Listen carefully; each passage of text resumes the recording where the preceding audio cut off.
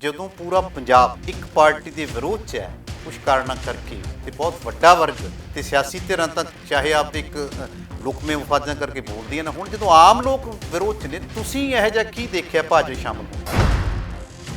ਕੀ ਭਾਜਪਾ ਨੇ ਤੁਹਾਨੂੰ ਕੋਈ ਲਾਲਚ ਦਿੱਤਾ ਜਾਂ ਤੁਹਾਨੂੰ ਕੋਈ ਅਹੁਦਾ ਦਿੱਤਾ? ਰਾਜੇਵਾਲ ਸਾਹਿਬ ਦੀ ਖੁਦ ਦੀ आई है इंटरव्यू भी अमित शाह जी ने कहता भी आ फड़ो पेन ते आ फड़ो कापी जो लिखना लिख दो भी जिन्ना थोड़ा दिल करता वो लिख दो। तो हुण ऐसी कही जी हम मैं ना मानूगी फिर वो गल तो देखो गलत है। ਜੇ ਲੋਕਾਂ ਲਈ ਲੋਕਾਂ ਦੁਆਰਾ ਤੇ ਲੋਕਾਂ ਵਾਸਤੇ ਚੀਜ਼ ਬਣੀ ਹੋਈ ਹੈ ਤਾਂ ਫਿਰ ਲੋਕਾਂ ਦੀ ਗੱਲ ਮੰਨ ਲੈਣੀ ਚਾਹੀਦੀ ਹੈ। ਇਹ ਇੱਕ ਜਿੱਦ ਨਹੀਂ। ਜਿਹੜੀ ਪਾਰਟੀ ਤੁਸੀਂ ਰਹੇ ਹੋ ਉਹਨਾਂ ਦਾ ਹੀ ਵੱਡਾ ਵਿਰੋਧ ਆ ਤਾਂ ਰੋਜ਼ਾਨਾ ਸੰਸਦ ਦੇ ਸਾਹਮਣੇ ਖੜੇ ਹੁੰਦੇ ਆ ਵੀ ਭਾਈ ਬਿੱਲ ਵਾਪਸ ਲਓ। ਬੀਬੀ ਜੀ ਤਾਂ ਆਪ ਕੈਬਨਿਟ 'ਚ ਬਹਿ ਕੇ ਸਾਈਨ ਕਰਕੇ ਗਏ ਨੇ ਤੇ ਬੀਬੀ ਜੀ ਕਿਵੇਂ ਮੁੱਕਰ ਸਕਦੇ ਨੇ? ਅਕਾਲੀ ਦਲ ਦੇ ਵਿੱਚ ਪੰਥਕ ਪਰਿਵਾਰਾਂ ਦਾ ਸਿਆਸੀ ਕਤਲ ਹੋਣਾ ਜੋ ਦਿਨ ਬ ਦਿਨ ਜਾਰੀ ਹੈ ਤੇ ਹੁੰਦਾ ਆ ਰਿਹਾ ਹੈ। ਤੁਸੀਂ ਕਿਸੇ ਦੀ ਪ੍ਰੇਰਨਾ ਨਾਲ ਭਾਜਪਾ ਸ਼ਾਮਲ ਕੀਤੇ ਹੋਏ ਹੋ ਜਾਂ ਅਕਾਲੀ ਦਲ ਦੇ ਜਿਹੜੇ ਵਖਰੇਵਾ ਕੀਤਾ ਜਾਂਦਾ ਜਾਂ ਕਿਤੇ ਐਸੇ ਕਤਲ ਕੀਤਾ ਜਾਂਦਾ ਜਿਹੜਾ ਤੁਸੀਂ ਕਹਿੰਦੇ ਹੋ? ਇੱਕ ਸੰਸਦ ਚੱਲ ਰਹੀ ਹੈਗੀ, ਸੰਸਦ ਦੇ ਵਿੱਚ ਇੱਕ ਸੰਸਦ ਚੱਲ ਰਹੀ ਹੈ ਬਾਹਰ। ਰਾਹੁਲ ਗਾਂਧੀ ਦੀ ਅਗਵਾਈ ਦੇ ਵਿੱਚ ਕਈ ਸਿਆਸੀ ਧਿਰਾਂ ਉੱਥੇ ਗਈਆਂ, ਆਰਾਮ ਨਾਲ ਬੈਠ ਕੇ ਗੱਲ ਕੀਤੀ। ਤੁਸੀਂ ਕਿਵੇਂ ਲੱਗਦੇ ਹੋ ਵੀ ਇਹ ਸੰਸਦ ਜਿਹੜੀ ਪੈਰਲ ਚੱਲ ਰਹੀ ਹੈ ਕਿਤੇ ਇੱਕ ਇਸ਼ਾਰਾ ਨਹੀਂ ਗਿਆ ਵੀ ਅੰਦਰਲੀ ਸੰਸਦ ਠੀਕ ਨਹੀਂ ਕੰਮ ਕਰ ਰਹੀ? ਰਾਜੀਵ ਗਾਂਧੀ ਦੇ ਨਾਂ ਤੇ ਬਦਲ ਕੇ ਧਿਆਨ ਤਾਂ ਰੱਖਤਾ, ਪਰ ਇੱਕ ਸਵਾਲ ਹੋਰ ਵੀ ਉੱਠ ਖੜਾ ਜੇ ਤੁਸੀਂ ਗੱਲ ਸ਼ੁਰੂ ਕੀਤੀ ਹੈ। ਉਹ ਕਹਿੰਦੇ ਗੁਜਰਾਤ ਦੇ ਵਿੱਚ ਸਟੇਡੀਅਮ ਬਣਿਆ ਨਰਿੰਦਰ ਮੋਦੀ ਜੀ ਦੇ ਨਾਮ ਤੇ, ਉਹ ਤਾਂ ਵੀ ਬਦਲ ਦਿਓ ਨਾਮ ਤੇ। ਸਕਾਈ ਨਿਊਜ਼ ਪੰਜਾਬ ਦੇਖ ਰਹੇ ਦਰਸ਼ਕਾਂ ਨੂੰ ਸਤਿ ਸ੍ਰੀ ਅਕਾਲ। ਮੈਂ ਹਾਂ ਤੁਹਾਡੇ ਨਾਲ RS ਲਿਬਰੇਟ। ਬੀਤੇ ਦਿਨੀ ਅਮਨਜੋਤ ਰਾਮੂਵਾਲੀਆ ਦੇ ਨਾਲ ਕੁਝ ਅਕਾਲੀ ਆਗੂਆਂ ਨੇ ਮਿਲ ਕੇ ਭਾਜਪਾ 'ਚ ਸ਼ਮੂਲੀਅਤ ਸ਼ਾਮਲ ਕਰਕੇ ਪੂਰੇ ਪੰਜਾਬ ਦੇ ਵਿੱਚ ਇੱਕ ਸਵਾਲ ਖੜੇ ਕਰ ਦਿੱਤੇ ਨੇ। ਰਾਮੂਵਾਲੀਆ ਸਾਹਿਬ ਨੇ ਵੀ ਰੋ ਰੋ ਕੇ ਕਿਹਾ ਕਿ ਮੇਰੀ ਬੇਟੀ ਨੇ ਸਿਆਸੀ ਖੁਦਕੁਸ਼ੀ ਕਰ ਲਈ। ਹਾਲਾਂਕਿ ਉਹਨਾਂ ਦਾ ਆਪਦਾ ਅਤੀਤ ਵੀ ਐਸਾ ਹੀ ਰਿਹਾ, ਫਿਰ ਵੀ ਇੱਕ ਸਵਾਲ ਖੜੇ ਹੁੰਦੇ ਰਹੇ ਨੇ। ਪਰ ਹੁਣ ਆਪਾਂ ਜਾਣਨਾ ਚਾਹਾਂਗੇ ਕਿ ਇਸ ਮਾਹੌਲ ਦੇ ਵਿੱਚ ਜਦੋਂ ਕਿ ਪੂਰਾ ਪੰਜਾਬ ਦਾ ਵੱਡਾ ਵਰਗ ਭਾਜਪਾ ਦੇ ਵਿਰੋਧ 'ਚ ਹੈ, ਉਹਨਾਂ ਦਾ ਵਿਰੋਧ ਹੈ ਕਿ 3 ਜਿਹੜੇ ਖੇਤੀ ਕਾਨੂੰਨ ਬਣੇ ਨੇ ਉਹ ਪੰਜਾਬ ਦੀ ਕਿਸਾਨਾਂ ਲਈ ਇੱਕ ਬਹੁਤ ਵੱਡਾ ਹੀ ਨਿਗਾਰ ਲੈ ਕੇ ਆਉਣਗੇ, ਕਿਸਾਨੀ ਨੂੰ ਖਤਮ ਕਰ ਦੇਣਗੇ, ਕਿਸਾਨਾਂ ਦੇ ਹੱਕਾਂ ਨੂੰ ਰੌਂਦ ਦੇਣਗੇ।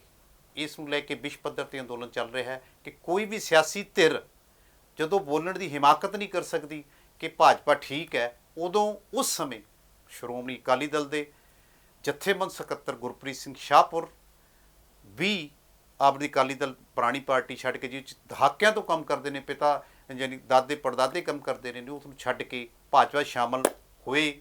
ਕੀ ਸੋਚ ਕੇ ਹੋਏ, ਕਿਉਂ ਹੋਏ, ਜਾਂ ਉਹਨਾਂ ਦੀਆਂ ਭਾਜਪਾ ਪ੍ਰਤੀ ਕੀ ਆਸ਼ਾਵਾਂ ਨੇ, ਜਾਂ ਉਹਨਾਂ ਨੇ ਕੀ ਦੇਖਿਆ, ਇਹ ਜਾਣਨਾ ਚਾਹਾਂਗੇ ਆਪਾਂ। ਗੁਰਪ੍ਰੀਤ ਸ਼ਾਹਪੁਰ ਜੀ ਸਾਡੇ ਨਾਲ ਜੁੜੇ ਹੋਏ ਨੇ। ਅਸੀਂ ਦਰਸ਼ਕਾਂ ਵਿੱਚ ਵਕਫਾ ਨਾ ਬਣਦੇ ਹੋਏ ਮੈਂ ਸਿੱਧਾ ਸ਼ਾਹਪੁਰ ਕੋਲ ਜਾਵਾਂਗਾ। ਗੁਰਪ੍ਰੀਤ ਸ਼ਾਹਪੁਰ ਜੀ, ਸਕਾਈ ਨਿਊਜ਼ ਪੰਜਾਬ 'ਤੇ ਤੁਹਾਡਾ ਸਵਾਗਤ ਹੈ। ਮੇਰੇ ਵੱਲੋਂ ਤੁਹਾਡੇ ਵੇਖਦੇ ਸਾਰੇ ਦਰਸ਼ਕਾਂ ਨੂੰ, ਚਾਹੇ ਉਹ ਪੰਜਾਬ 'ਚ ਨੇ ਚਾਹੇ ਵਿਸ਼ਵ ਪੱਧਰ 'ਤੇ ਨੇ, ਵਾਹਿਗੁਰੂ ਜੀ ਕਾ ਖਾਲਸਾ, ਸ਼੍ਰੀ ਵਾਹਿਗੁਰੂ ਜੀ ਕੀ ਫਤਿਹ। ਸਭ ਤੋਂ ਵੱਡਾ ਪਹਿਲਾ ਸਵਾਲ ਇਹ ਹੈ ਕਿ ਜਦੋਂ ਪੂਰਾ ਪੰਜਾਬ ਇੱਕ ਪਾਰਟੀ ਦੇ ਵਿਰੋਧ 'ਚ ਹੈ ਕੁਝ ਕਾਰਨਾਂ ਕਰਕੇ ਤੇ ਬਹੁਤ ਵੱਡਾ ਵਰਗ ਤੇ ਸਿਆਸੀ ਧਿਰਾਂ ਤਾਂ ਚਾਹੇ ਆਪਦੇ ਇੱਕ ਲੁਕਵੇਂ ਮਫਾਦਾਂ ਕਰਕੇ ਬੋਲਦੀਆਂ ਨੇ। ਹੁਣ ਜਦੋਂ ਆਮ ਲੋਕ ਵਿਰੋਧ 'ਚ ਨੇ, ਤੁਸੀਂ ਇਹੋ ਜਿਹਾ ਕੀ ਦੇਖਿਆ ਭਾਜਪਾ ਸ਼ਾਮਲ ਹੋਣ ਦਾ? ਦੇਖੋ, ਜਿਹੜਾ ਮੈਂ ਜਾਤੀ ਤੌਰ ਤੇ ਮੈਂ ਜਿਸ ਪਾਰਟੀ ਨਾਲ ਤਾਲੁਕਾਤ ਰੱਖਦਾ ਸੀ ਜੀ, ਕਿਉਂਕਿ 4 ਪੀੜ੍ਹੀਆਂ ਕਹਿਣੀਆਂ ਸੌਖੀਆਂ ਨੇ ਜੀ, 4 ਪੀੜ੍ਹੀਆਂ ਦੀ ਕੁਰਬਾਨੀ ਕਰਕੇ ਮੈਂ ਭਾਰਤੀ ਜਨਤਾ ਪਾਰਟੀ ਵਿੱਚ ਸ਼ਾਮਲ ਹੋਇਆ। ਹਾਂ, ਉਹੀ ਬਹੁਤ ਵੱਡਾ ਫੈਸਲਾ ਹੈ। ਤੁਸੀਂ ਪਹਿਲਾਂ ਮੁਕਾਬਲੇ ਤੋਂ ਉਜਾਗਰ ਕਰ ਚੁੱਕੇ ਹੋ। ਮੇਰੇ ਪੜਦਾਦਾ ਸਰਦਾਰ ਸੁਰਜਨ ਸਿੰਘ ਜੀ ਜੀ, ਸਾਡੀ ਪੰਥ ਰਤਨ ਜਥੇਦਾਰ ਗੁਰਚਰਨ ਸਿੰਘ ਟੌੜਾ ਨਾਲ ਪਰਿਵਾਰਕ ਤੇ ਕਿੱਤੇ ਦੀ ਸਾਂਝ ਸੀ ਜੀ। ਕਿੱਤੇ ਤੋਂ ਭਾਵ ਖੇਤੀਬਾੜੀ ਕਰਦਾ ਪਰਿਵਾਰ ਸੀ ਸਾਡਾ। ਤੇ ਫਿਰ ਮੇਰੇ ਦਾਦਾ ਜੀ, ਫਿਰ ਪਿਤਾ ਜੀ ਖੁਦ ਆਪ, ਉਹ ਕਿਸੇ ਜਾਣ ਪਛਾਣ ਦਾ ਮੁਹਤਾਜ ਨਹੀਂ ਹੈਗਾ ਉਹਨਾਂ ਦਾ ਨਾਂ। ਉਹਨਾਂ ਨੇ 30-35 ਸਾਲ ਦਲਿਤ ਵਰਗ ਦੀ ਤੇ ਮਿਨੋਰਿਟੀਜ਼ ਦੀ ਪ੍ਰਧਾਨਗੀ ਕੀਤੀ ਜੀ। ਅਕਾਲੀ ਦਲ ਦੇ ਵਿੱਚ ਪੰਥਕ ਪਰਿਵਾਰਾਂ ਦਾ ਸਿਆਸੀ ਕਤਲ ਹੋਣਾ ਜੋ ਦਿਨ ਬ ਦਿਨ ਜਾਰੀ ਹੈ ਤੇ ਹੁੰਦਾ ਆ ਰਿਹਾ ਹੈ।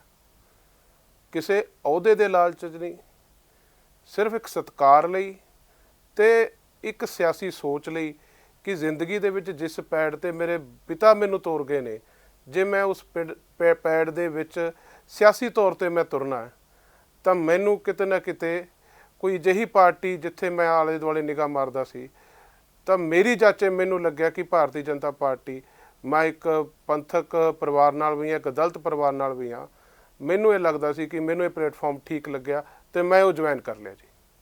ਨਹੀਂ, ਤੁਹਾਨੂੰ ਕਿਤੇ ਨਾ ਕਿਤੇ ਜਿਵੇਂ ਆਪਾਂ ਗੱਲ ਕਰੀਏ ਫਿਰ ਉਹ ਗੱਲ ਆ ਜਾਂਦੀ ਹੈ, ਕਿਉਂਕਿ ਜ਼ਿਆਦਾ ਚਰਚਾ ਚ ਰਿਹਾ ਕਿ ਰਾਮੂਵਾਲੀਆ ਦੀ ਫੈਮਿਲੀ 'ਚ ਉਹਨਾਂ ਦੀ ਬੇਟੀ ਸ਼ਾਮਲ ਹੋ ਗਈ ਹੈ ਤੇ ਕਿਉਂਕਿ ਉਹਨਾਂ ਦੀ ਪਛਾਣ ਹੀ ਰਾਮੂਵਾਲੀਆ ਹੈ। ਹਾਲਾਂਕਿ ਤੁਹਾਡੇ ਪਰਿਵਾਰ 'ਚ ਤੁਹਾਡੇ ਫਾਦਰ ਬਲਵੰਤ ਸਿੰਘ ਸ਼ਾਹਪੁਰ ਜੀ ਉਹ ਸਿਆਸਤ 'ਚ ਰਹੇ ਨੇ ਬਹੁਤ ਲੰਮੇ ਸਮੇਂ ਤੋਂ, ਤੁਸੀਂ ਵੀ ਪਿਛਲੇ 15 ਸਾਲਾਂ ਤੋਂ ਸਰਪੰਚੀ ਕਰ ਰਹੇ ਹੋ। ਹਾਂਜੀ ਹਾਂਜੀ। ਤੇ ਤੁਹਾਡਾ ਵੀ ਪੁਰਾਣਾ ਇੰਨਾ ਤਜਰਬਾ ਹੈ, ਫਿਰ ਵੀ ਇਹੋ ਜਿਹਾ ਕਿ ਤੁਸੀਂ ਕਿਸੇ ਦੀ ਪ੍ਰੇਰਨਾ ਨਾਲ ਭਾਜਪਾ ਸ਼ਾਮਲ ਕੀਤੇ ਹੋਏ ਹੋ ਜਾਂ ਅਕਾਲੀ ਦਲ ਦੇ ਜਿਹੜੇ ਵਖਰੇਵਾ ਕੀਤਾ ਜਾਂਦਾ ਜਾਂ ਕਿਤੇ ਕਤਲ ਕੀਤਾ ਜਾਂਦਾ ਜਿਹੜਾ ਤੁਸੀਂ ਕਹਿੰਦੇ ਹੋ ਸਿਆਸੀ ਕਤਲ? ਪਹਿਲਾ ਮੁੱਢਲਾ ਸਵਾਲ ਤਾਂ ਤੁਹਾਡਾ ਮੈਂ ਤੁਹਾਡੇ ਵੀ ਜਿਹੜਾ ਸਿਆਸੀ ਕਤਲ ਹੋਇਆ ਜੀ, ਮੈਂ ਹੁਣ ਉਹ ਗੱਲਾਂ ਕਹਿ ਨਹੀਂ ਸਕਦਾ ਜੋ ਮੈਂ ਪਾਰਟੀ ਪ੍ਰਧਾਨ ਸਾਹਿਬ ਜਾਂ ਹੋਰ ਆਗੂਆਂ ਨਾਲ ਗੱਲਾਂ ਕਰੀਆਂ ਨੇ।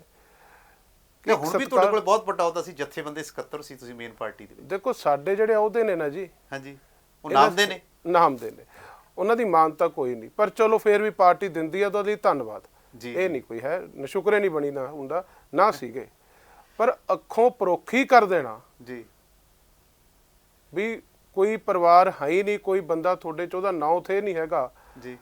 ਹੁਣ ਤੁਸੀਂ ਆਪਣੇ ਘਰੇ ਜਾਂਦੇ ਹੋ, ਜੇ 4 ਜਵਾਕ ਹੈ ਨੇ, ਜੇ ਚੌਥੇ ਨਾਲ ਤੁਸੀਂ ਉਹਦੇ ਵੱਲ ਦੇਖੋਗੇ ਵੀ ਨਹੀਂ ਜੀ ਜੀ ਜੀ, ਤੇ ਉਹਦੇ ਨਾਲ ਕੋਈ ਗਿਲਾ ਨਹੀਂ, ਕੋਈ ਸ਼ਿਕਵਾ ਨਹੀਂ, ਮੈਂ ਕਹਿੰਦਾ ਕੋਈ ਰੁੱਸਿਆ ਜਾਓ ਉਹਦੇ ਨਾਲ।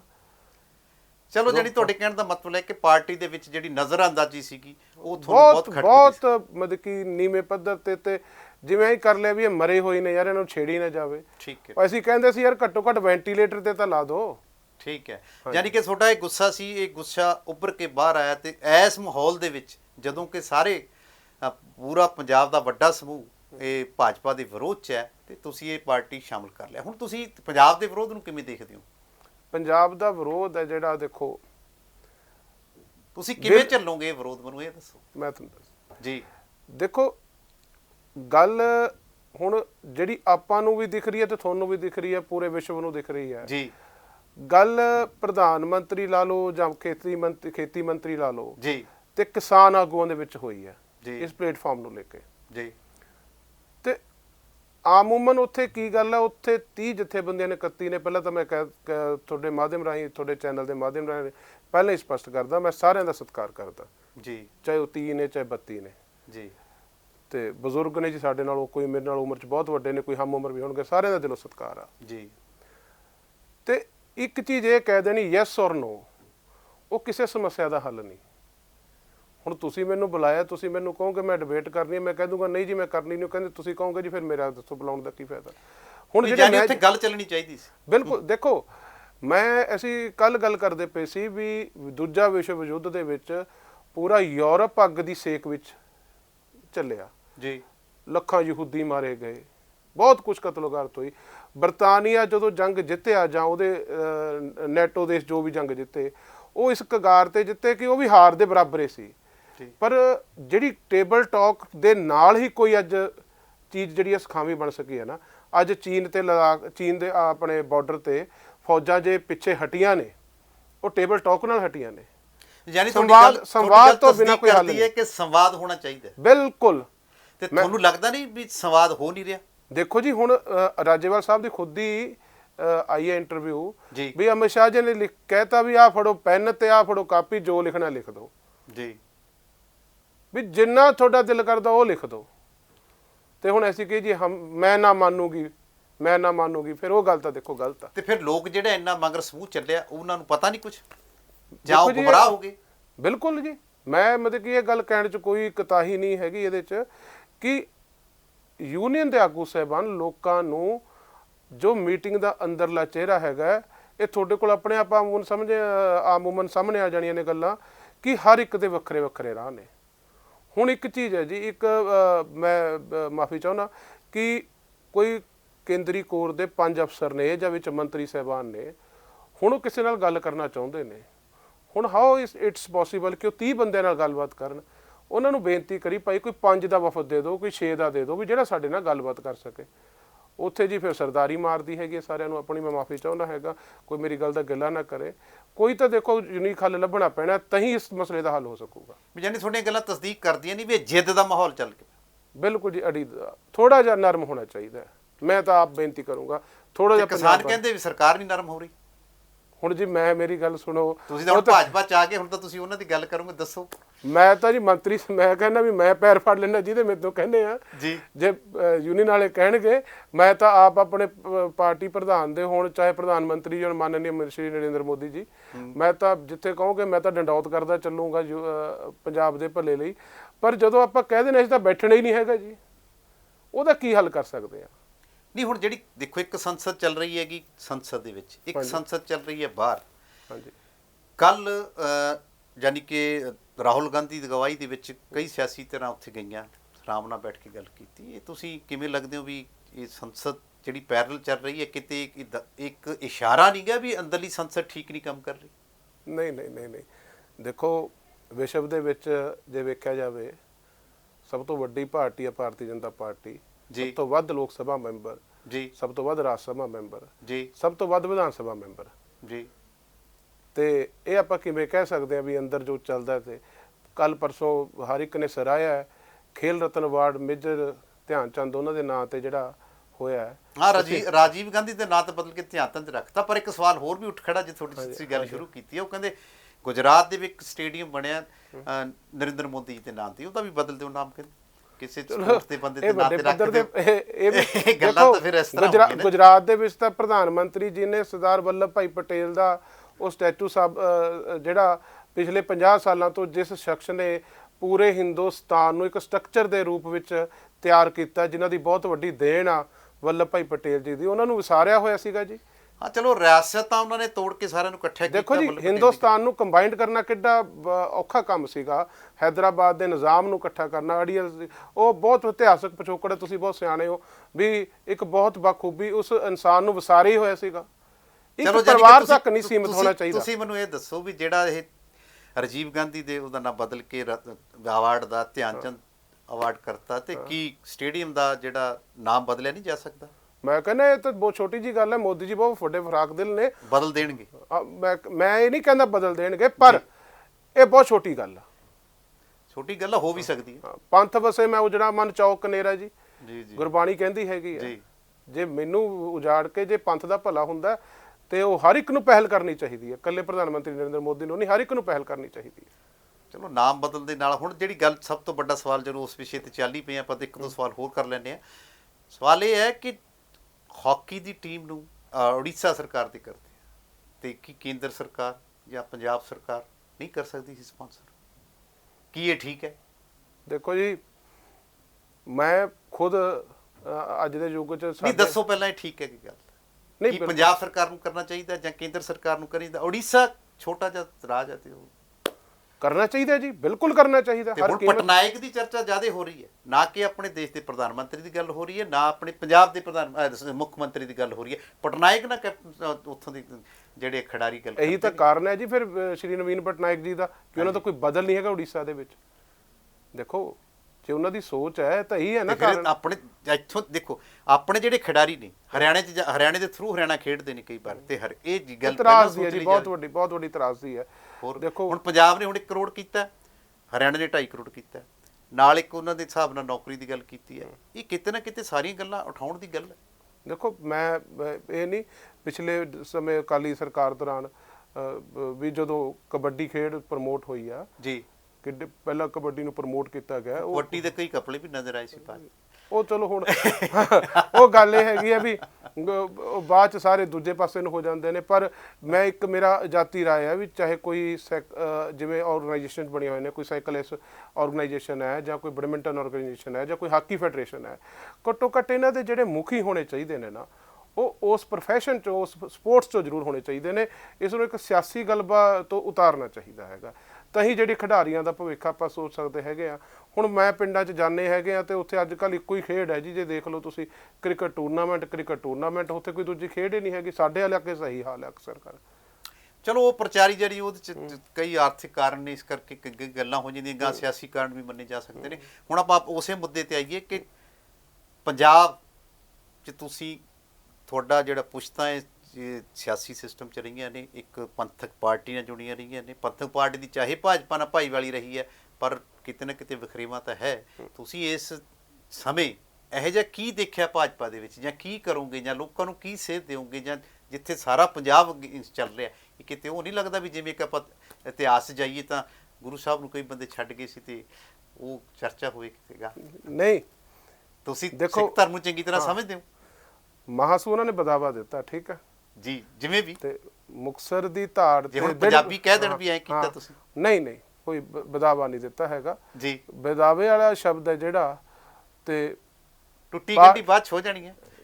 ਨਹੀਂ, ਮੈਂ ਉਹ ਇਟਸ ਓਵਰਲੀ ਜੀ, ਪਰ ਬਦਾਵਾ ਸ਼ਬਦ ਮੇਰੇ ਨਾਲ ਤੁਸੀਂ ਨਾ ਜੋੜੋ। ਨਹੀਂ, ਉਹ ਖੈਰ ਸ਼ਬਦ ਬਹੁਤ ਬੜਾ ਵੱਡਾ ਹੈ, ਪਰ ਵੱਡੇ ਇਤਿਹਾਸ ਦੀ ਗੱਲ ਹੈ ਵੀ ਉਸ ਸਮੇਂ ਦੀ ਗੱਲ ਹੈ ਜਦੋਂ ਸਾਰਾ ਇੱਕ ਧਿਰ ਇੱਕ ਪਾਸੇ ਹੈ, ਉਦੋਂ ਲੜਾਈ ਹੋ ਰਹੀ ਹੈ। ਆਪਾਂ ਇੱਕ ਜਸਟ ਇੱਕ ਉਦਾਹਰਨ ਦੇ ਮਿਸਾਲ ਦੇ ਤੌਰ ਤੇ ਲੈ ਰਹੇ ਹਾਂ।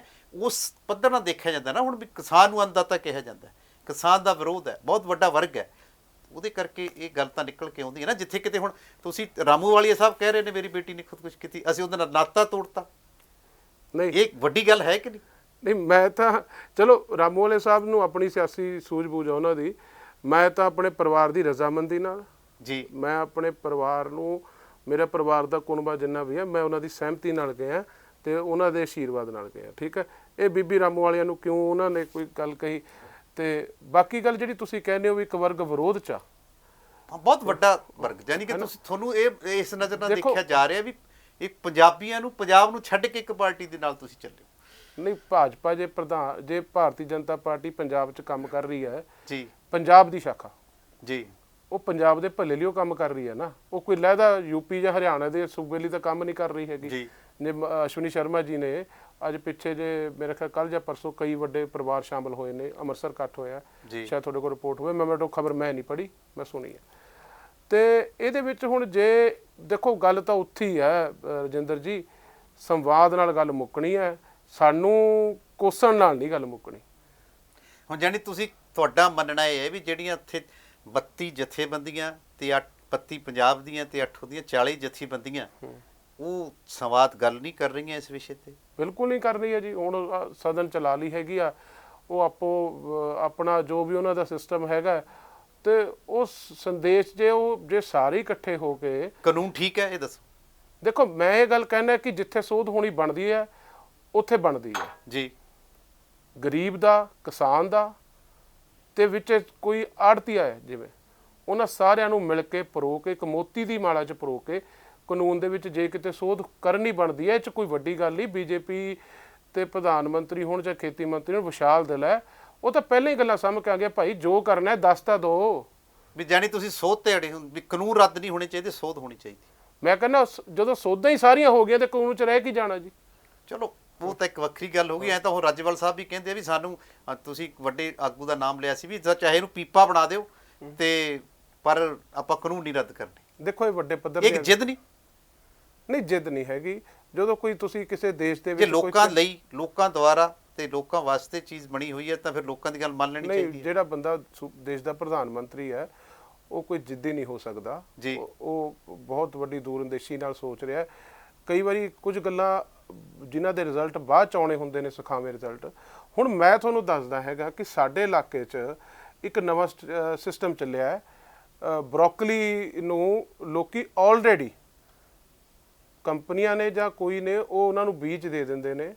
ਤੁਸੀਂ ਆ ਫਰਵਰੀ ਦੇ ਸੀਜ਼ਨ ਦੇਖ ਲਓ, ਇੱਕ ਨਹੀਂ ਅਨੇਕਾਂ ਹੀ ਜ਼ਿਮੀਂਦਾਰ ਜਿਨ੍ਹਾਂ ਕੋਲ ਕਿੱਲਾ ਜ਼ਮੀਨ ਹੈ ਜਾਂ 2-2 ਕਿੱਲੇ, ਉਹ ਖੇਤੀ ਕਰ ਰਹੇ ਨੇ ਜੀ ਉੱਥੇ। ਉਹ ਤਾਂ ਹੀ ਕਰ ਰਹੇ ਨੇ ਜੇ ਉਹਨਾਂ ਨੂੰ ਕੋਈ ਮੁਨਾਫੇ ਆ, ਉਹਨਾਂ ਦੀ ਕੋਈ ਲਿਖਤ ਨਹੀਂ, ਕੋਈ ਪੜ੍ਹਤ ਨਹੀਂ। ਉਹ ਕਹਿੰਦੇ ਭਾਈ ਤੁਹਾਨੂੰ ਬੀਜ ਦੇ ਦੇਣਾ, ਐਨੀ ਫਸਲ ਲੈ ਲੈਣੀ। ਈਵਨ ਦੈਨ ਕਿ ਜਿਹੜੇ ਅਸੀਂ ਰਾਹਗੀਰ ਜਾਂਦੇ ਆ, ਜੇ ਉਹਨਾਂ ਕੋਲ ਫਸਲ ਵਾਧੂ ਹੁੰਦੀ ਹੈ ਉਹ ਸਾਨੂੰ ਵੀ ਵੇਚ ਦਿੰਦੇ ਨੇ ਵਿੱਚੋਂ। ਇਹ ਤਾਂ ਟ੍ਰੈਂਡ ਦੇਖੋ ਹੌਲੀ ਹੌਲੀ ਲੋਕਾਂ ਨੇ ਸ਼ੁਰੂ ਕਰ ਲਿਆ ਹੈਗਾ ਜੀ। ਤੁਸੀਂ ਇਹ ਗੱਲ ਪਾਰਟੀ 'ਚ ਆਉਣ ਤੇ ਬਾਅਦ ਤੁਹਾਡੀ ਕਰਨੀ ਮਜਬੂਰੀ ਹੋਗੀ ਜੇ ਤੁਸੀਂ ਵਾਕਈ ਗੱਲ ਇਹ ਸੱਚ ਚੱਲ, ਇਹ ਫੈਕਟ ਹੈ। ਤੁਸੀਂ ਮੇਰੇ ਨਾਲ ਚੱਲੋਗੇ, ਮੈਂ ਤੁਹਾਨੂੰ ਦਿਖਾ ਦੂੰਗਾ ਜੀ। ਜੋ ਚੀਜ਼ ਰਿਐਲਿਟੀਆਂ ਨੇ ਮੈਂ ਤਾਂ ਨਹੀਂ ਬਣਾਈਆਂ, ਲੋਕੀ ਕਰ ਰਹੇ ਨੇ ਖੇਤੀ। ਇਹ ਫਿਰ ਚਲੋ ਆਪਾਂ ਇੱਕ ਗੱਲ ਹੋਰ ਕਰਦੇ ਹਾਂ, ਜਿਹੜਾ ਤੁਹਾਨੂੰ ਟੇਢਾ ਜਿਹਾ ਲੱਗੇ, ਕੀ ਭਾਜਪਾ ਨੇ ਤੁਹਾਨੂੰ ਕੋਈ ਲਾਲਚ ਦਿੱਤਾ? ਨਾ ਜੀ ਨਾ। ਜਾਂ ਤੁਹਾਨੂੰ ਕੋਈ ਅਹੁਦਾ ਦਿੱਤਾ? ਨਾ ਨਾ। ਕਿਵੇਂ ਮੰਨਿਆ ਜਾ ਰਿਹਾ ਜਿਵੇਂ ਆਪਾਂ ਬੀਬੀ ਰਾਮੂ ਵਾਲੀਆ ਦੀ ਗੱਲ ਕਰ ਰੱਖੀ, ਉਹ ਬਿਜ਼ਨਸ ਦੇ ਪਰਿਵਾਰ ਹੈ, ਤੇ ਉਹ ਮੰਨਿਆ ਜਾ ਰਿਹਾ ਕਿ ਉਹਨਾਂ ਦੇ ਹਸਬੈਂਡ ਦਾ ਚੰਗਾ ਬਿਜ਼ਨਸ ਹੈ, ਸ਼ਾਇਦ ਉਹਨਾਂ ਨੂੰ ਕੋਈ ਬਿਜ਼ਨਸ ਹੀ ਲਾਹਾ ਮਿਲੇ, ਤੁਹਾਨੂੰ ਕੋਈ ਐਸਾ ਲਾਹਾ? ਮੇਰਾ ਤਾਂ ਕੋਈ ਕਾਰੋਬਾਰ ਨਹੀਂ ਹੈਗਾ ਜੀ, ਸੀਮਤ ਜੀ ਤੁਹਾਨੂੰ ਕੋਈ ਵੱਡਾ ਉਹਦਾ ਦੇਣਾ ਹੁਣ? ਨਹੀਂ ਜੀ, ਕਾਹਦਾ ਉਹਦਾ ਜੀ, ਮੈਂ ਤਾਂ ਹੁਣ ਗਰੇਵਾਲ ਸਾਹਿਬ ਬਹੁਤ ਵੱਡਾ ਵਿਰੋਧ ਕਰਦੇ ਨੇ, ਕੀ ਉਹ ਆਏ ਵੀ ਸਿੰਨੇ ਸਟੂਡੀਓ, ਤੇ ਉਹ ਤਾਂ ਚਲੋ ਰਾਜਪੁਰੇ ਤੋਂ ਚੋਣ ਲੜਨਗੇ, ਤੁਹਾਨੂੰ ਕੋਈ ਐਸੀ ਗੱਲਬਾਤ ਸੀ? ਨਹੀਂ, ਕੁਛ ਨਹੀਂ ਜੀ, ਕੋਈ ਗੱਲਬਾਤ ਨਹੀਂ ਹੋਈ। ਮੈਂ ਉਹਨਾਂ ਨੂੰ ਦੱਸਿਆ ਸੀ ਹਲਕੇ ਦੀ ਨੁਮਾਇੰਦਗੀ ਕੀਤੀ ਆ ਤੇ ਮੈਂ ਹਲਕੇ 'ਚ ਲੋਕਾਂ ਦੀ ਸੇਵਾ ਕਰਾਂਗਾ। ਹੁਣ ਜਿੰਨਾ ਕੁ ਮੇਰਾ ਦਾਇਰਾ ਜੀ, ਜੇ ਕਹੋਗੇ ਤੁਸੀਂ, ਮੈਂ ਉਹਦੇ ਵਿੱਚ ਬਸ ਆਪਣਾ ਸੰਤੁਸ਼ਟ ਹਾਂ ਜੀ। ਤੁਸੀਂ ਸੰਤੁਸ਼ਟ ਹੋ, ਪਰ ਪੰਜਾਬੀਆਂ ਦੇ ਤਾਂ ਤੁਸੀਂ ਨਿਸ਼ਾਨੇ ਤੇ ਆ ਗਏ ਹੋ। ਕੋਈ ਗੱਲ ਨਹੀਂ, ਉਹ ਵੀ ਮੇਰੇ ਮੈਂ ਭੈਣ ਭਾਈ ਨੇ ਸਾਰੇ। ਨਹੀਂ, ਫਿਰ ਤੁਸੀਂ ਕਿਤੇ ਨਾ ਕਿਤੇ ਭਾਜਪਾ ਇਹ ਨਹੀਂ ਮੰਨਦੇ ਵੀ ਕਿਸਾਨ ਜੇ ਵਿਰੋਧ ਚ ਆਏ ਨੇ, ਜਾਂ ਇੱਕ ਵੱਡਾ ਸਮੂਹ ਤੁਹਾਡੇ ਵਿਰੋਧ ਚ ਆਇਆ, ਤੇ ਉਹਨੂੰ ਸਮਝਾਉਣ ਚ ਕਿਤੇ ਕਮੀ ਰਹਿ ਗਈ ਹੋਵੇ ਵੀ ਸਾਡਾ ਕਾਨੂੰਨ ਕੈਸਾ, ਸਾਡਾ ਬਿੱਲ ਕੈਸਾ, ਇਹ ਚ ਕਿਸਾਨਾਂ ਦੇ ਲਾਹੇ ਕੀ ਨੇ, ਤੇ ਫਿਰ ਉਹ ਜੇ ਉਹਨਾਂ ਨੂੰ ਲਾਹਾ ਮਿਲਦਾ ਤਾਂ ਤੁਹਾਡੇ ਵਿਰੋਧ ਚ ਕਿਉਂ ਹੈ? ਦੇਖੋ, ਮੈਂ ਇਹ ਗੱਲ ਕਹਿਣਾ ਹੈਗਾ ਕਿ ਇੱਕ ਘੜੀ ਇਹ ਮੰਨ ਲਈਏ ਵੀ ਉਹ ਜਿਹੜੇ ਸਾਡੇ ਭੈਣ ਭਾਈ ਨੇ ਉਹ ਠੀਕ ਕਹਿ ਰਹੇ ਨੇ ਜੀ, ਪਰ ਭਾਈ ਬਹਿ ਜਾਓ, ਜੋ ਚੀਜ਼ ਤੁਹਾਨੂੰ ਨਹੀਂ ਠੀਕ ਲੱਗਦੀ ਉਹ ਅਸੀਂ ਕੰਸੀਡਰ ਕਰ ਲੈਂਦੇ ਹਾਂ, ਉਹਨੂੰ ਕੱਟ ਦਿੰਦੇ ਹਾਂ ਜੀ। ਯਾਨੀ ਦੋਹਾਂ ਤਰ੍ਹਾਂ ਦੀ ਜਿੱਦ ਜੀ ਬਣੀ ਜਾਪਦੀ ਹੈ ਕਿ ਉਹ ਕਹਿੰਦੇ ਵੀ ਨਹੀਂ ਸੀ ਕਾਨੂੰਨ ਰੱਦ ਕਰਾਉਣਾ, ਤੁਸੀਂ ਕਹਿੰਦੇ ਵੀ ਸੋਧ ਕਰਨੀ ਹੈ। ਉਹ ਮੈਂ ਕਿਹਾ ਬਹਿ ਕੇ ਗੱਲ ਤਾਂ ਕਰ ਲੈਣ, ਕੀ ਪਤਾ ਮੋਦੀ ਸਾਹਿਬ ਰੱਦੇ ਕਰ ਦੇਣ। ਯਾਨੀ ਗੱਲ ਹੋਣ ਤੋਂ ਬਾਅਦ ਕੁਝ ਵੀ ਹੋ ਸਕਦਾ ਹੈ। ਸੰਵਾਦ ਤੁਹਾਡਾ ਕਹਿਣ ਦਾ ਮਤਲਬ ਇਹ ਹੈ ਕਿ ਸੰਵਾਦ, ਹਾਂ, ਹੱਥ ਜੋੜ ਕੇ ਬੇਨਤੀ ਹੈ ਸਾਰਿਆਂ ਨੂੰ ਨਿਮਰਤਾ ਸਹਿਤ ਵੀ ਭਾਈ ਗੱਲਬਾਤ ਦਾ ਰਾਹ ਅਪਣਾਈਏ। ਫਿਰ ਤੁਸੀਂ ਹੁਣ ਜਦੋਂ ਨਵੇਂ ਸ਼ਾਮਲ ਹੋਏ ਹੋ, ਸਾਰਿਆਂ ਨੂੰ ਜਾਣਦੇ ਹੋ, ਕਿਸਾਨੀ ਨਾਲ ਜੁੜੇ ਹੋਏ ਹੋ, ਪੰਥਕ ਧਿਰ ਨਾਲ ਜੁੜੇ ਰਹੇ ਹੋ, ਤੁਸੀਂ ਕੀ ਜਾਓਗੇ ਉੱਥੇ ਸਿੰਘੂ ਬਾਰਡਰ ਤੇ ਜਾ ਕੇ ਉਹਨਾਂ ਨਾਲ ਗੱਲ ਕਰੋਗੇ? ਨਵੀਂ ਗੱਲ ਛੋੜ ਦਿਓ, ਨਵੀਂ ਚਰਚਾ ਛੇੜ ਦਿਓ ਸੰਵਾਦ ਦੀ। ਦੇਖੋ, ਮੇਰੇ ਜਿੰਨਾ ਕੁ ਮੇਰਾ ਆਪਣਾ ਸਿਆਸੀ ਰੁਤਬਾ ਹੈ ਜੀ, ਮੈਂ ਆਪਣੇ ਰੁਤਬੇ ਮੁਤਾਬਕ ਤਾਂ ਗੱਲ ਕਰ ਸਕਦਾ, ਪਰ ਇਹ ਗੱਲ ਵੱਡੇ ਆਗੂਆਂ ਦੇ ਕਰਨ ਦੀ ਹੈ। ਮੈਂ ਆਪਣੇ ਆਪ ਅਜੇ ਸਾਡੀ ਜਿਹੜੀ ਸਾਡੇ ਤੋਂ ਬਹੁਤ ਸੀਨੀਅਰ ਬੰਦੇ ਬੈਠੇ ਨੇ। ਹਾਂ, ਮੈਂ ਜਿਹੜੀ ਤੁਸੀਂ ਗੱਲ ਕਰ ਦਿਓ, ਮੈਂ ਜ਼ਰੂਰ ਆਪਣੀ ਸੀਨੀਅਰ ਲੀਡਰਸ਼ਿਪ ਨੂੰ ਕਹੂੰਗਾ ਭਾਈ ਵੀ ਕੋਈ ਨਾ ਕੋਈ ਇਹ ਜਿਹਾ ਰਾਹ ਕੱਢੀਏ ਕਿ ਜੇ 2 ਨਹੀਂ ਸੁਣ, ਜੇ 10 ਨਹੀਂ ਸੁਣਦੇ ਤਾਂ 2 ਨੂੰ ਸੁਣਾ ਦਈਏ, ਭਾਈ ਸਾਡੇ ਨਾਲ ਆ ਕੇ ਗੱਲ ਕਰ ਲਓ। ਤੇ ਹੁਣ ਤਾਂ ਜਿਹੜੀ ਪਾਰਟੀ ਤੁਸੀਂ ਰਹੇ ਹੋ ਉਹਨਾਂ ਦਾ ਹੀ ਵੱਡਾ ਵਿਰੋਧ ਆ, ਤਾਂ ਰੋਜ਼ਾਨਾ ਸੰਸਦ ਦੇ ਸਾਹਮਣੇ ਖੜੇ ਹੁੰਦੇ ਆ ਵੀ ਭਾਈ ਬਿੱਲ ਵਾਪਸ ਲਓ। ਬੀਬੀ ਜੀ ਤਾਂ ਆਪ ਕੈਬਨਿਟ 'ਚ ਬਹਿ ਕੇ ਸਾਈਨ ਕਰਕੇ ਗਏ ਨੇ, ਤੇ ਬੀਬੀ ਜੀ ਕਿਵੇਂ ਮੁੱਕਰ ਸਕਦੇ ਨੇ? ਨਹੀਂ, ਉਹਨਾਂ ਨੇ ਤਾਂ ਮੰਤਰੀ ਦਾ ਉਹਦਾ ਛੱਡਤਾ ਕਹਿੰਦੇ ਸੀ, ਇਸ ਕਰਕੇ ਬਿੱਲਾਂ ਕਰਕੇ, ਤੇ ਤੁਸੀਂ ਪਾਰਟੀ ਛੱਡ। ਤੇ ਸਤਿਕਾਰਯੋਗ ਬਾਦਲ ਸਾਹਿਬ ਵੱਡੇ ਜੀ, ਮੇਰੇ ਦਾਦਿਆਂ ਸਮਾਨ ਨੇ, ਬਜ਼ੁਰਗਾਂ ਸਮਾਨ ਨੇ ਜੀ, ਕਿਉਂਕਿ ਟੌੜਾ ਸਾਹਿਬ ਮੇਰੇ ਦਾਦਾ ਜੀ ਸੀਗੇ, ਮੈਂ ਕਹਿਣ ਦਾ ਕੋਈ ਗਰੇਜ਼ ਨਹੀਂ ਕਰੂੰਗਾ। ਉਹਨਾਂ ਨੇ ਤਾਂ ਪਹਿਲੇ ਦਿਨ ਸਮਰਥਨ ਕਰਤਾ ਜੀ। ਤੇ ਐਡੇ ਵੱਡੇ, ਜੇ ਆਪਾਂ ਵੇਖਿਆ ਜਾਈਏ ਪੂਰੇ ਹਿੰਦੁਸਤਾਨ 'ਚ ਮੇਰੇ ਹਿਸਾਬ ਨਾਲ ਸਭ ਤੋਂ ਮੇਰੀ ਉਮਰ ਦੇ ਸਿਆਸਤਦਾਨ ਨੇ ਉਹ ਅੱਜ ਦੇ, ਉਹ ਨੇ ਜਾਂ ਅਡਵਾਨੀ ਜੀ ਨੇ ਸ਼ਾਇਦ। ਪੰਜਾਬ ਦੇ ਵਿੱਚ ਭਾਜਪਾ ਦੀ ਸਿਆਸੀ ਭਵਿੱਖ ਕੀ ਦੇਖਦੇ ਹੋ ਤੁਸੀਂ? ਬਹੁਤ ਸੁਨਹਿਰਾ ਭਵਿੱਖ ਆਊਗਾ ਜੀ, ਬਹੁਤ ਸੁਨਹਿਰਾ ਭਵਿੱਖ। ਜਿਵੇਂ ਕਿ ਕੋਈ ਗੱਲ ਕਹੋ ਤਾਂ ਜ਼ਮੀਨੀ ਪੱਧਰ ਤੇ ਜਦੋਂ ਅਸੀਂ ਦੇਖਦੇ ਹੈਗੇ ਆ, ਠੀਕ ਹੈ, ਕਿਤੇ ਨਾ ਕਿਤੇ ਵਰਗ ਦੇ ਵਿੱਚ ਕੋਈ, ਜਦੋਂ ਅਸੀਂ ਗੱਲਬਾਤ ਕਰੀਏ, ਜਿਵੇਂ ਹੁਣ ਮੈਂ ਆਪਣੀ ਅੱਖੀ ਦੇਖੀ ਗੱਲ ਦੱਸਦਾ, ਸਾਡੇ ਪਿੰਡ ਵਿੱਚ 3-4 ਅਮੂਮਨ ਬਜ਼ੁਰਗ ਔਰਤਾਂ ਗਰੀਬ ਘਰਾਂ 'ਚੋਂ ਮੈਂ ਆਪ ਦੇਖੀਆਂ ਨੇ, ਕਿਉਂਕਿ ਮੈਂ ਪਿੰਡ ਰਿਹਾ, ਕਿ ਡੱਕੇ ਘਸੀੜ ਕੇ ਲੈ ਕੇ ਆਉਣਾ। ਆਹ ਜਿਹੜੇ ਦਿਨ ਹੁੰਦੇ ਨੇ ਰਜਿੰਦਰ ਜੀ, ਜਦੋਂ ਬਰਸਾਤਾਂ ਪੈਂਦੀਆਂ ਨੇ ਤਾਂ ਗਰੀਬ ਘਰਾਂ ਦੇ ਲੋਕਾਂ ਦੇ ਚੁੱਲ੍ਹੇ ਵੀ ਠੰਡੇ ਹੋ ਜਾਂਦੇ ਸੀਗੇ, ਬਾਲਣ ਗਿੱਲਾ ਹੋ ਜਾਣਾ। ਇੱਕ ਮਿੰਟ, ਇਹ ਜਿਹੜਾ ਅੱਜ ਘਰ ਘਰ ਗੈਸ ਆ, ਇਹਦੇ ਲਈ ਤੁਸੀਂ ਕਿਹਨੂੰ ਕਹਿੰਦੇ ਹੋ ਵੀ ਕਿਵੇਂ ਪੁੱਜ ਗਈ ਇਹ ਗੈਸ? ਕਿਉਂਕਿ ਅਸੀਂ ਉਹ ਲੋਕ ਆ ਵੀ ਜਦੋਂ ਮੇਰੇ ਬਜ਼ੁਰਗ MP ਕੋਟੇ 'ਚੋਂ ਗੈਸ ਕਨੈਕਸ਼ਨ ਲੈ ਕੇ ਆਉਂਦੇ ਹੁੰਦੇ ਸੀ। ਚਲੋ ਹੁਣ ਘਰ ਘਰ ਪਹੁੰਚ ਗਿਆ, ਯਾਨੀ ਕਿ ਭਾਜਪਾ ਦੀ ਬਹੁਤ ਵੱਡੀਆਂ ਨੀਤੀਆਂ ਗਰੀਬਾਂ ਨੂੰ ਦੇਖਦੀ ਹੈ ਕਿ ਗਰੀਬਾਂ ਦਾ ਮੁੱਖ ਮੰਤਰੀ ਵੀ ਬਣਾਉਣਾ ਉਹਨਾਂ ਨੇ। ਮੈਂ ਤਾਂ ਕਹਿੰਦਾ ਜੀ ਗਰੀਬ ਵਰਗ 'ਚ ਬਣਾਉਣਾ ਚਾਹੀਦਾ। ਨਹੀਂ, ਉਹਨਾਂ ਨੇ ਐਲਾਨ ਕੀਤਾ ਹੋਇਆ, ਬਣੇ ਤਾਂ ਸਹੀ, ਪਰ ਵਿੱਚ ਦਬੀ ਜਵਾਨ ਨਾਲ ਵੱਡੇ ਵੱਡੇ ਲੀਡਰ ਥੋੜਾ ਜਿਹਾ ਕਲੀਅਰ ਜਾਂ ਨਹੀਂ ਕਰਦੇ, ਪਰ ਕੀਤਾ ਹੋਇਆ। ਨਹੀਂ, ਇਹ ਪਾਰਟੀ ਦੀ ਤਾਂ ਜੀ ਦੇਖੋ ਜੀ, ਜੇ ਤੁਸੀਂ ਮੁੱਢ ਤੋਂ ਦੇਖ ਲਓਗੇ, ਮੈਂ ਇੰਨਾ ਹੁਣ ਨਵਾਂ ਸ਼ਾਮਲ ਹੋਇਆ, ਮੈਨੂੰ ਨਹੀਂ ਜ਼ਿਆਦਾ ਪਿਛੋਕੜ ਵਾਲਾ ਇਤਿਹਾਸ, ਜਿੰਨਾ ਕਿ ਮੈਨੂੰ ਦੇਖੋ ਜੇ ਫਰੋਲੋਗੇ ਮੈਨੂੰ ਸ਼੍ਰੋਮਣੀ ਅਕਾਲੀ ਦਲ ਦਾ ਇਤਿਹਾਸ ਪਤਾ ਹੀ ਹੋਊਗਾ, ਠੀਕ ਆ ਨਾ। ਹੁਣ ਤੁਸੀਂ ਸੰਤ ਫਤਿਹ ਸਿੰਘ ਦੀ ਗੱਲ ਕਰ ਲਓਗੇ ਜਾਂ ਕਿਹਨਾਂ ਦੇ ਵੀ ਜਿਹੜੇ ਪੁਰਾਣੇ ਆਗੂ ਰਹੇ ਨੇ, ਹੁਣ ਅਸੀਂ ਤਾਰਾ ਸਿੰਘ ਦੀ ਗੱਲ ਕਰ ਲਾਂਗੇ, ਸੰਤ ਫਤਿਹ ਸਿੰਘ, ਮਾਸਟਰ ਤਾਰਾ ਸਿੰਘ ਦੀ, ਹਾਂਜੀ ਬਿਲਕੁਲ, ਸੰਤ ਫਤਿਹ ਸਿੰਘ ਦੀ ਗੱਲ ਕਰ ਲਾਂਗੇ, ਕਿਉਂਕਿ ਸਾਡੇ ਪਰੋਏ ਹੋਏ ਨੇ ਦੀ ਗੱਲ ਕਰ ਲਾਂਗੇ। ਹਾਂ, ਸਾਡੇ ਪਰੋਏ ਹੋਏ ਨੇ ਜੀ ਖੂਨ ਤੋਂ ਚੀਜ਼ਾਂ। ਹੁਣ ਅਸੀਂ ਇੱਕ ਨਵੀਂ ਪਾਰਟੀ 'ਚ ਆਏ ਹੈਗੇ ਆ, ਤੇ ਉਹ ਨਵੀਂ ਪਾਰਟੀ ਨਾਲ ਜਦੋਂ ਬੰਦਾ, ਪੁਰਾਣੀ ਪਾਰਟੀ ਤਾਂ ਡਿਪਟੀ CM ਕਹਿੰਦੀ ਹੈ। ਕੀ ਜੀ? ਪੁਰਾਣੀ ਜਿਹੜੀ ਸ਼੍ਰੋਮਣੀ ਅਕਾਲੀ ਦਲ ਆ, ਉਹ ਕਹਿੰਦੀ ਸੀ ਉਪ ਮੁੱਖ ਮੰਤਰੀ 2। ਬਾਲ ਸਾਹਿਬ ਜੇ ਮਹਿਕਮੇ ਵੀ ਦਿੰਦੇ ਨੇ ਨਾ, ਹਾਂਜੀ, ਹੁਣ ਤੁਹਾਨੂੰ ਹੀ ਪਤਾ ਹੈ ਵੀ ਜਿਹੜਾ ਬੰਦਾ SC ਮੰਤਰੀ ਬਣਦਾ ਉਹਨੂੰ ਮਹਿਕਮੇ ਕਿਹੋ ਜਿਹਾ ਸ਼੍ਰੋਮਣੀ ਅਕਾਲੀ ਦਲ ਦਿੰਦੀ ਹੈ। ਮੈਂ ਇਸ ਬਾਰੇ ਹੁਣ ਜ਼ਿਆਦਾ ਟਿੱਪਣੀ ਨਹੀਂ ਕਰਨੀ। ਚਲੋ ਯਾਨੀ ਕਿ ਕਿਤੇ ਨਾ ਕਿਤੇ ਤੁਹਾਡੀਆਂ ਸਾਰੀਆਂ ਗੱਲਾਂ ਤੇ ਉਹ ਗੱਲ ਸਾਹਮਣੇ ਆ ਰਹੀ ਹੈ ਕਿ ਡੇਰੇ ਕਿਵੇਂ ਪੈਦਾ ਹੋਏ, ਡੇਰਿਆਂ 'ਚ ਬਹੁਤ ਵੱਡਾ ਪੈਦਾ ਹੋਣ ਦੀ ਸੰਭਾਵਨਾ ਇਹ ਸੀ ਕਿ ਜਿਹੜੇ ਸਮਾਜ ਤੇ ਜਿਹੜੇ ਨਜ਼ਰਅੰਦਾਜ਼ ਕੀਤੇ ਹੋਏ ਵਰਗ ਨੇ ਉਹਨਾਂ ਨੂੰ ਉੱਥੇ ਉਹ ਮਿਲ ਗਈ ਸੀ। ਭਾਜਪਾ 'ਚ ਇਹ ਲੱਗਦਾ ਕਿ ਵੀ ਇਹ ਦਲਿਤ ਵਰਗਾਂ ਨੂੰ, ਗਰੀਬ ਵਰਗ ਨੂੰ ਇੱਕ ਹੀ ਉਤਸ਼ਾਹਿਤ ਕਰ ਰਹੇ ਨੇ, ਉਹਨਾਂ ਨੂੰ ਅੱਗੇ ਰੱਖ ਕੇ ਕੰਮ ਕਰ ਰਹੇ ਨੇ। ਦੇਖੋ ਕੋਈ ਵੀ, ਕੀ ਮੈਂ ਗੱਲ ਗਲਤ ਤਾਂ ਨਹੀਂ ਕਰ ਰਿਹਾ? ਨਹੀਂ ਨਹੀਂ, ਕੋਈ ਵੀ ਵਰਗ ਹੈ ਸਾਰਿਆਂ ਨੂੰ ਨਾਲ ਲੈ ਕੇ ਚੱਲੇਗੀ ਭਾਜਪਾ। ਇਕੱਲਾ ਇਹ ਨਹੀਂ ਕਿ ਇਕੱਲਾ ਦਲਿਤ ਵਰਗ ਨੂੰ। ਹਾਂ ਠੀਕ ਹੈ, ਜਿਹੜਾ ਕਿ ਥੋੜਾ ਜ਼ਿਆਦਾ ਨਿਸ਼ਾਨੇ ਤੇ ਸਾਰੇ ਜਿਹੜਾ ਵਰਗ ਦਬਿਆ ਜ਼ਿਆਦਾ ਹੋਇਆ, ਕੁਚਲਿਆ ਜ਼ਿਆਦਾ ਹੋਇਆ, ਉਸ ਨੂੰ ਜ਼ਿਆਦਾ ਹੀ ਉਹਨੇ, ਜਿਵੇਂ ਆਪਾਂ ਕਹਿ ਦਈਏ ਵੀ ਕੋਈ ਜਵਾਕ ਜ਼ਿਆਦਾ ਘਰ 'ਚ ਕਮਜ਼ੋਰ ਹੈ, ਭਾਈ ਇਹਨੂੰ ਜ਼ਿਆਦਾ ਖੁਰਾਕ ਦੇ ਦਿਆ ਕਰੋ।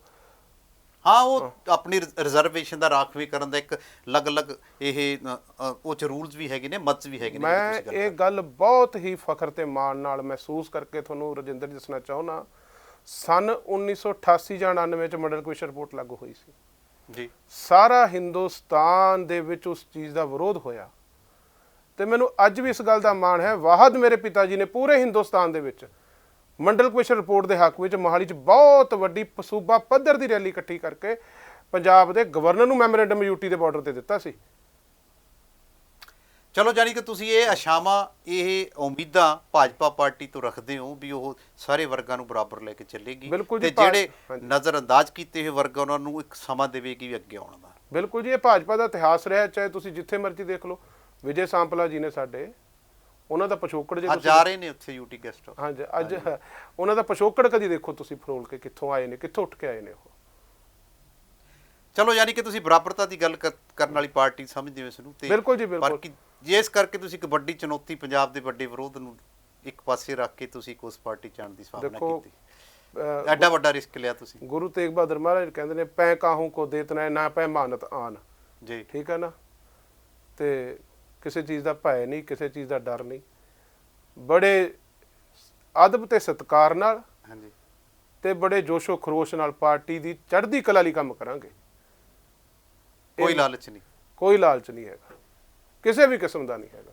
ਅੱਛਾ ਚਲੋ ਲਾਸਟ ਕੁਐਸਚਨ ਇਹ ਦੱਸੋ ਕਿ ਜਿਵੇਂ ਬਹੁਤ ਵੱਡੇ ਵਿਰੋਧ ਨੂੰ ਤੁਸੀਂ ਇੱਕ ਤਾਂ ਤਸਦੀਕ ਕਰਤਾ ਆਪਦੇ ਹਿਸਾਬ ਨਾਲ ਵੀ ਇਹ ਜਿੱਦ ਚੱਲ ਰਹੀ ਹੈ, ਇਹ ਸੰਵਾਦ ਨਾਲ ਖਤਮ ਹੋਣਾ, ਤੁਸੀਂ ਕੋਈ ਸੰਵਾਦ ਤੁਰੋਗੇ ਇਸੇ ਤੁਹਾਡੀ ਸੀਟ ਤੇ ਬੈਠ ਕੇ ਮਦਨ ਮੋਹਨ ਮਿੱਤਲ ਜੀ, ਗਰੇਵਾਲ ਸਾਹਿਬ ਤੇ ਹੋਰ ਵੱਡੇ ਆਗੂ ਇੱਥੇ ਭਾਜਪਾ ਦੇ ਕਹਿ ਕੇ ਗਿਆ ਸੀ ਸੰਵਾਦ ਤੋਰਦੇ ਆ, ਪਰ ਉਸ ਤੋਂ ਬਾਅਦ ਉਹ ਸਫਲ ਨਹੀਂ ਹੋਏ, ਤੁਸੀਂ ਕੋਈ ਇਸ ਦੀ ਗੱਲ ਤੋਰੋਗੇ? ਦੇਖੋ, ਜਿੱਥੇ ਤੱਕ ਮੈਂ ਤੁਹਾਨੂੰ ਪਹਿਲਾਂ ਕਿਹਾ, ਜਿਸ ਪੱਧਰ ਦੇ ਉੱਤੇ ਮੈਂ ਭਾਜਪਾ ਪਾਰਟੀ ਦੇ ਵਿੱਚ ਸਥਾਪਿਤ ਹਾਂ ਜੀ, ਮੈਂ ਤਾਂ ਜੇ ਆਪਾਂ ਨੂੰ ਵਰਕਰ ਹੀ ਗਿਣੂੰਗਾ ਜੀ। ਪਰ ਗੱਲ ਉਰੇ ਇਹੀ ਮੁੱਕਦੀ ਹੈਗੀ ਹੈ, ਚਾਹੇ ਮੇਰੇ ਤੋਂ ਸੀਨੀਅਰ ਲੀਡਰਸ਼ਿਪ ਵੀ ਬੈਠੀ ਹੈ, ਸਾਰੀ ਦਿਆਨਤਦਾਰੀ ਤੇ ਇਮਾਨਤਦਾਰੀ ਨਾਲ ਸੰਵਾਦ ਕਰਨ ਨੂੰ ਤਿਆਰ ਹੈ। ਜੇ ਮੇਰੀ ਡਿਊਟੀ ਲਾਉਣਗੇ, ਮੈਂ ਨੰਗੇ ਧੜ ਹੋ ਕੇ ਕੁੰਡਲੀ ਬਾਰਡਰ ਜਾਊਂਗਾ ਜੀ। ਮੈਂ ਆਪਣੇ ਫੇਰ ਇੱਕ ਵਾਰ ਇਸ ਗੱਲ ਲਈ ਕਿਸਾਨ ਆਗੂਆਂ ਨੂੰ, ਪੰਜਾਬ ਦੀ ਬਿਹਤਰੀ ਲਈ, ਪੰਜਾਬੀਅਤ ਦੀ ਬਿਹਤਰੀ ਲਈ ਦੋ ਹੱਥ ਜੋੜ ਕੇ ਬੇਨਤੀ ਕਰਦਾ ਕਿ ਸੰਵਾਦ ਤੋਂ ਬਿਨਾਂ ਕੋਈ ਚਾਰਾ ਨਹੀਂ ਹੈ, ਸੰਵਾਦ ਨਾਲ ਹੀ ਗੱਲ ਨਿਬੜਨੀ ਹੈ। ਚਾਹੇ ਤੁਸੀਂ 21 ਮਾਸੇ ਹੋ ਜਿਓ, ਕਾਨੂੰਨ ਨੂੰ 20 ਮਾਸੇ ਕਰ ਦਿਓ, ਪਰ ਸੰਵਾਦ ਤੋਂ ਬਿਨਾਂ ਕੋਈ ਚਾਰਾ ਨਹੀਂ ਹੈ। ਸਰਕਾਰ ਕਾਨੂੰਨ ਵਾਪਸ ਨਹੀਂ ਲਊਗੀ, ਮੈਂ ਤਾਂ ਪਹਿਲਾਂ ਕਹਿ ਚੁੱਕਾ, ਇਸ਼ਾਰਾ ਇਹੀ ਹੈ। ਨਹੀਂ, ਮੋਦੀ ਜੀ ਬਹੁਤ ਵੱਡੇ ਦਿਲ ਵਾਲੇ ਨੇ, ਬੈਠਣ ਤਾਂ ਸੀ ਵੀ ਜਾਨੀ ਬੈਠ ਕੇ ਬਾਅਦ ਰੱਦ ਵੀ ਹੋ ਸਕਦਾ, ਗੱਲ ਕਰਨ।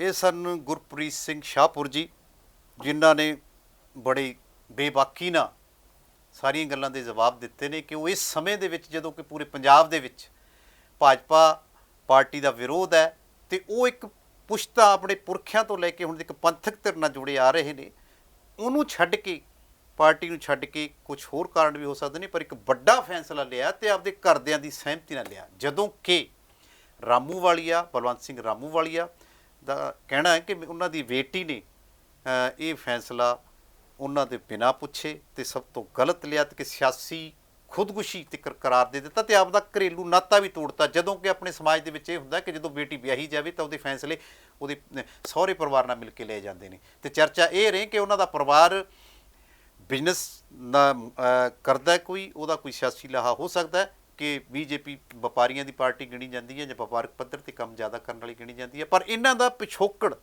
ਕਿਸਾਨੀ ਹੈ, ਅਮਲੋ ਹਲਕੇ ਤੋਂ ਨੇ, ਹੁਣ ਇਹਨਾਂ ਦਾ ਹਲਕਾ ਥੋੜਾ ਚੇਂਜ ਹੋ ਗਿਆ ਤੇ ਇੱਕ ਲੰਮੇ ਸਮੇਂ ਤੋਂ ਆਪ ਇਹ ਸਰਪੰਚੀ ਕਰਦੇ ਆ ਰਹੇ ਨੇ। 15 ਸਾਲਾਂ ਤੋਂ, ਤੇ ਜਥੇਬੰਦ ਸਕੱਤਰ ਸ਼੍ਰੋਮਣੀ ਅਕਾਲੀ ਦਲ ਦੇ ਰਹੇ ਨੇ, ਤੇ ਇਹਨਾਂ ਨੇ ਫੈਸਲਾ ਲਿਆ। ਆਉਣ ਵਾਲੇ ਦਿਨਾਂ 'ਚ ਪਤਾ ਲੱਗੂਗਾ। ਪਰ ਇਹਨਾਂ ਦੇ ਇੱਕ ਹੋਰ ਕਹਿਣਾ ਕਿ ਗੱਲ ਸੰਵਾਦ ਤੇ ਮੁੱਕਣੀ ਹੈ। ਤੇ ਇਹਨਾਂ ਨੇ ਇੱਕ ਹੋਰ ਸੰਭਾਵਨਾ ਦੀ ਗੱਲ ਕੀਤੀ ਹੈ, ਜਿਹਦਾ ਕਿ ਵੱਡੇ ਵੱਡੇ ਲੀਡਰ ਨਹੀਂ ਕਰਦੇ ਭਾਜਪਾ ਦੇ। ਉਹ ਕਹਿੰਦੇ ਨੇ ਵੀ ਜੇ ਗੱਲ ਹੁੰਦੀ ਹੈ, ਹੋ ਸਕਦਾ ਮੋਦੀ ਸਰ ਕਾਨੂੰਨ ਰੱਦ ਵੀ ਕਰ ਦੇਣ, ਪਰ ਇਹ ਆਉਣ ਵਾਲੇ ਦਿਨਾਂ 'ਚ ਪਤਾ ਲੱਗੇਗਾ ਕਿ ਇਹਨਾਂ ਦਾ ਸਿਆਸੀ ਭਿੱਖ ਕੀ ਹੈ ਤੇ ਭਾਜਪਾ ਦਾ ਸਿਆਸੀ ਭਿੱਖ ਕੀ ਹੈ, ਤੇ ਪੰਜਾਬ ਪ੍ਰਤ ਨੂੰ ਜਾਂ ਕਿਸਾਨੀ ਨੂੰ ਇਹ ਲੈ ਕੇ ਕਿਵੇਂ ਆਪਦੀ ਗੱਲ ਤੋਰਦੇ ਨੇ। ਇਹ ਆਉਣ ਵਾਲੇ ਦਿਨਾਂ 'ਚ ਪਤਾ ਲੱਗੇਗਾ। ਅਸੀਂ ਅਜਿਹੀਆਂ ਚਰਚਾਵਾਂ ਦਰਸ਼ਕਾਂ ਦੇ ਸਾਹਮਣੇ ਪੇਸ਼ ਕਰਦੇ ਰਹਿੰਦੇ ਹਾਂ। ਜੇ ਸਾਡੀ ਇਹ ਜਿਹੀਆਂ ਗੱਲਾਂ ਜਾਂ ਇਹ ਜਿਹੇ ਸਾਡੇ ਵਿਚਾਰ ਚਰਚਾ ਦਰਸ਼ਕਾਂ ਨੂੰ ਠੀਕ ਲੱਗਦੀ ਹੈ ਤਾਂ ਸਾਡੇ ਪ੍ਰੋਗਰਾਮ ਨੂੰ ਸ਼ੇਅਰ ਤੇ ਲਾਈਕ ਜ਼ਰੂਰ ਕਰ ਦਿਆ ਕਰਨ। ਤੇ ਦੂਸਰਾ, ਸਾਡੇ ਪ੍ਰੋਗਰਾਮ ਦਾ ਪਹਿਲੋਂ ਸੂਚਨਾ ਪਾਉਣ ਦੇ ਲਈ ਸਾਡੇ ਚੈਨਲ ਨੂੰ ਸਬਸਕ੍ਰਾਈਬ ਜ਼ਰੂਰ ਕਰ ਲੈਣ ਤੇ ਲਗਾਤਾਰ ਵੇਖਦੇ ਰਹਿਣ ਸਕਾਈ ਨਿਊਜ਼ ਪੰਜਾਬ।